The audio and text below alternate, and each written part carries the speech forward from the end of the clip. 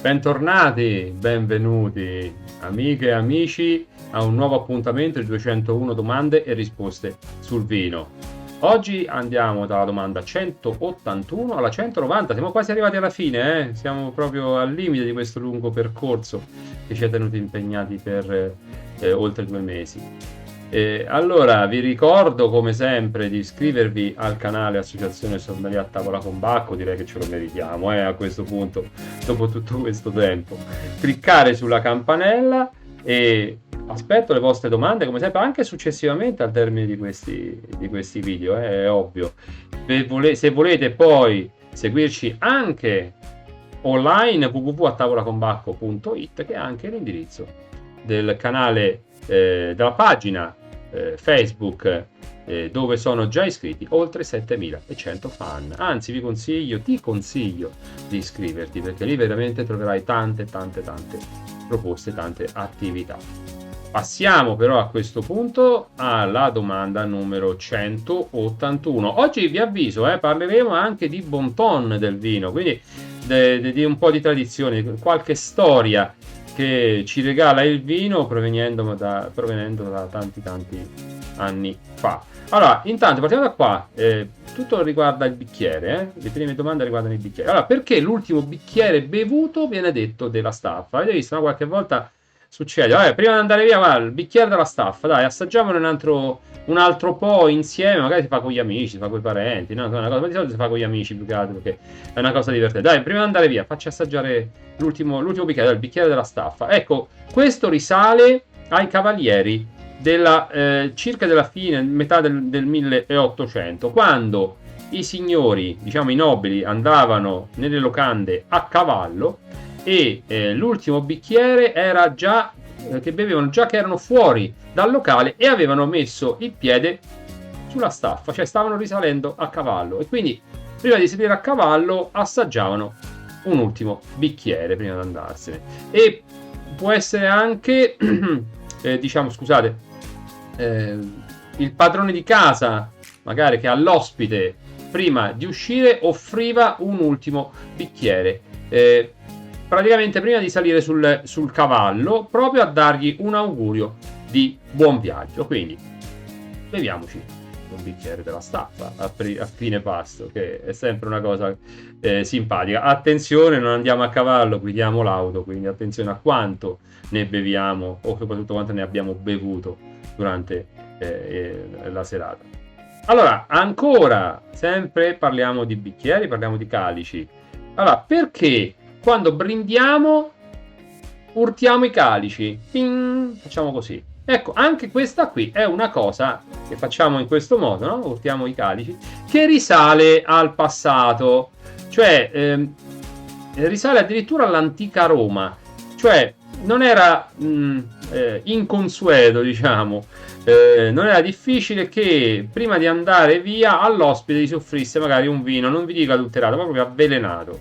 Allora, urtare i calici poteva anzi fare in modo che una parte del liquido dell'ospite finisse proprio per l'urto nel bicchiere di chi ti aveva servito praticamente il vino, che poteva essere avvelenato. Allora, per evitare che gli dassero il vino avvelenato, urtavano in modo tale che una parte poteva finire nel bicchiere del padrone di casa, e quindi potesse avvelenarsi anche lui, praticamente con le sue mani. E questo era un gesto di fiducia e di condivisione del veleno, forse qualche volta.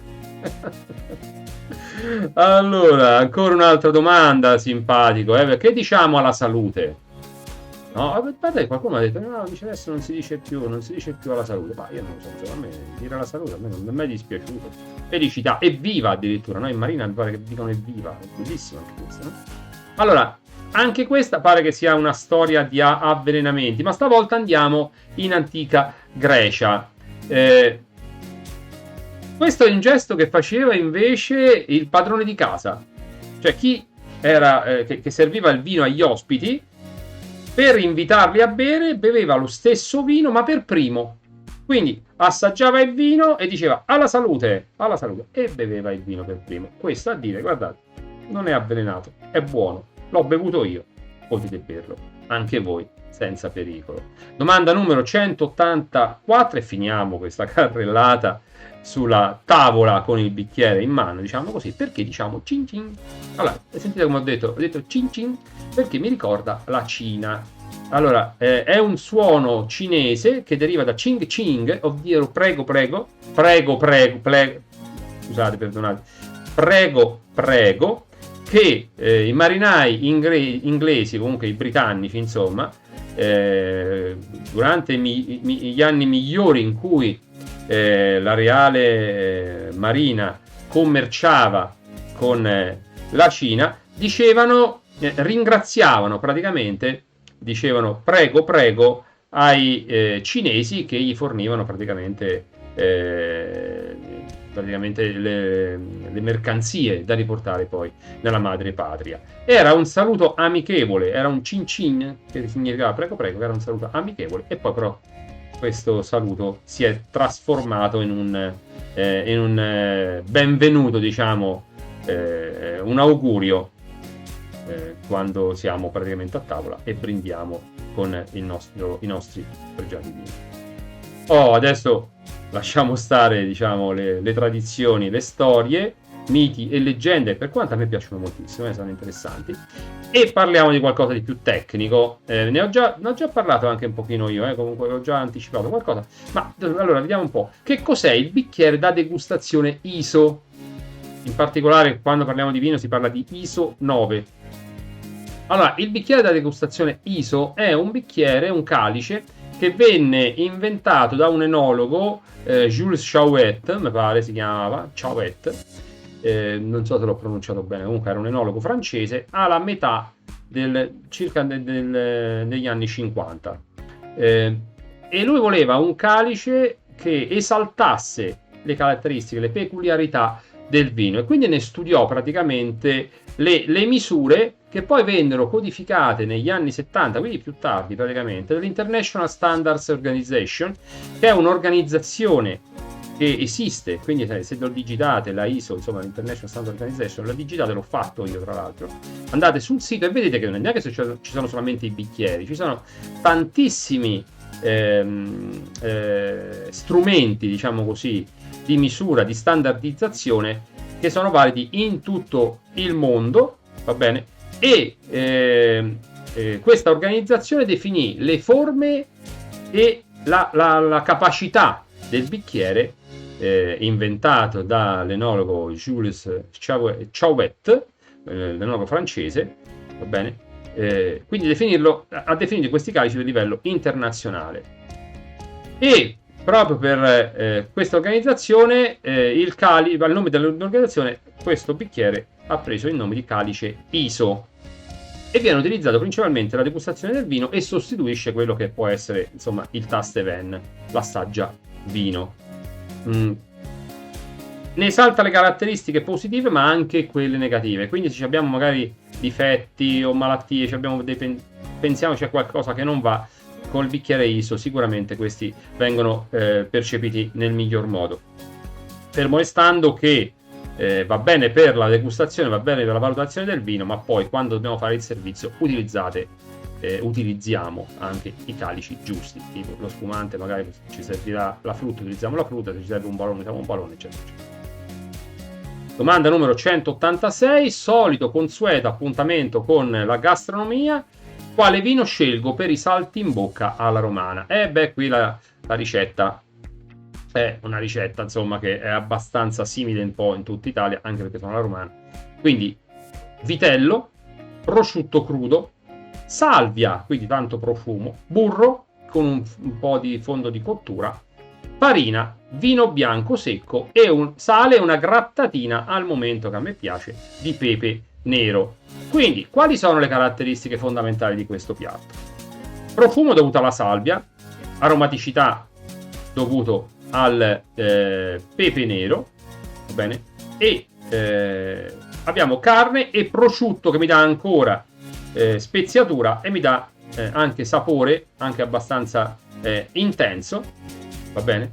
E poi abbiamo detto abbiamo il vitello bianco o rosso. Sentite, qui io sono un pochino in dubbio.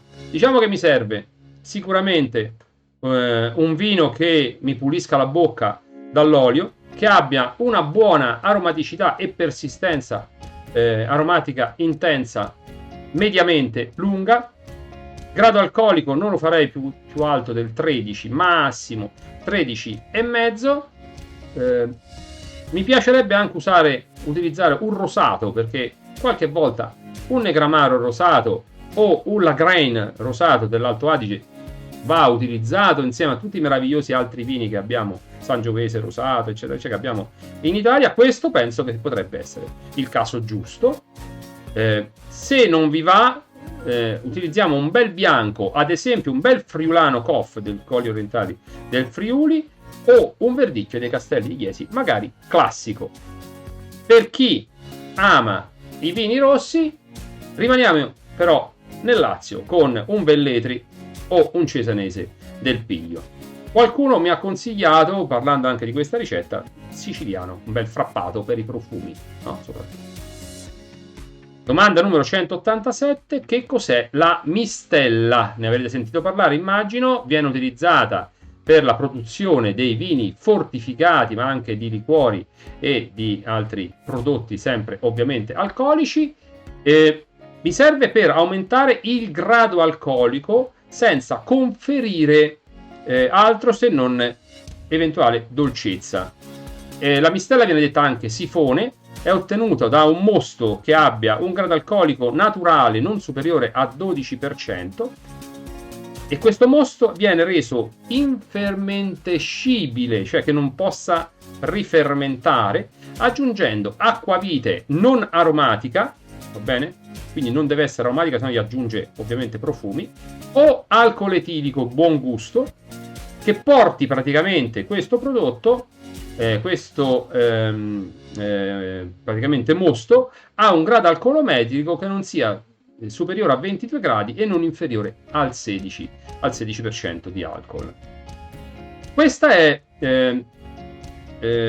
con l'aggiunta di alcol, mosto cotto e mistella facciamo la famosa concia, che serve per la produzione del marsala fine e il marsala superiore, alzandone la gradazione alcolica. Ricordo che il marsala fine e superiore hanno zucchero all'interno del prodotto, mentre il vergine e il vergine superiore non hanno assolutamente zuccheri. Domanda numero 188, come si realizza la sgrondatura del vino? Intanto la sgrondatura del vino viene realizzata fondamentalmente per i vini bianchi. Che cosa succede? Presso le uve dentro una pressa dolcemente, va bene? Quindi uscirà il liquido dell'uva, va bene?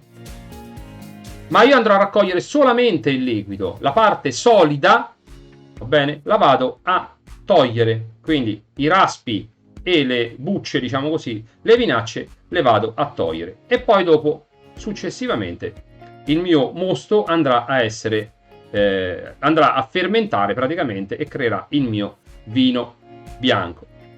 Nei vini rossi invece io dovrò fare la fermentazione con le bucce per estrarre i tannini, ne abbiamo parlato tante volte, quindi faccio una pigia di raspatura, quindi pigio, fermento e poi diraspo e tolgo tutto quanto successivamente.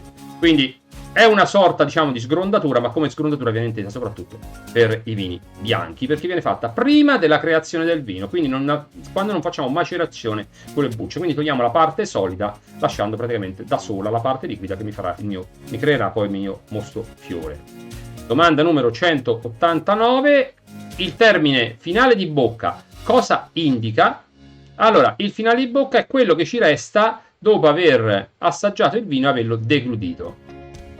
Sono le sensazioni che si percepiscono al gusto, quindi in bocca, e all'olfatto dopo la deglutizione, perché noi abbiamo il retroolfatto, no? Abbiamo delle sensazioni, dei profumi che ci passano dalla gola e che arrivano al naso, va bene? Sono fondamentalmente due, e sono la persistenza aromatica intensa, cioè la lunghezza dei miei profumi e sapori dopo che ho assaggiato il vino e l'ho mandato giù, praticamente l'ho deglutito, e la qualità delle sensazioni finali, cioè quelle che ci diciamo per esempio sensazione, finisce con un finale amaro, amarognolo ad esempio, il prodotto lo giudico fine, valuto gli aromi retronasali, come dicevo prima, dopo la deglutizione, quindi i profumi di fiore, speziati, fruttati, eccetera, eccetera, e anche, diciamo, la tannicità, diciamo, che può rimanere comunque dopo aver ingerito il vino, perché sì, io percepisco la secchezza in bocca, la tannicità durante l'assaggio, ma spesso mi rimane dopo che l'ho deglutito e può essere piacevole o non piacevole. Ecco, questo può essere definito come finale di bocca.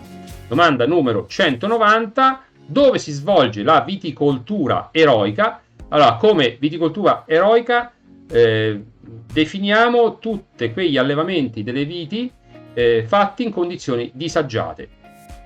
Ad esempio, immaginate la Liguria, che ha una striscia di terra e ha dovuto sfruttare tutti i vari spazi direttamente verso il mare per poter allevare la vite, quindi viene raccolta l'uva in modo veramente con carrucole, a braccia, a spalla, in tanti modi, oppure a Ischia ad esempio, dove vengono utilizzate dei sistemi di trasporto che ancora oggi poi arrivano direttamente in mare sulle barche, che poi questi contenitori raccolti e posti sulle barche andranno in un'altra località dove verranno poi scaricati e portati praticamente in cantina per creare poi il vino.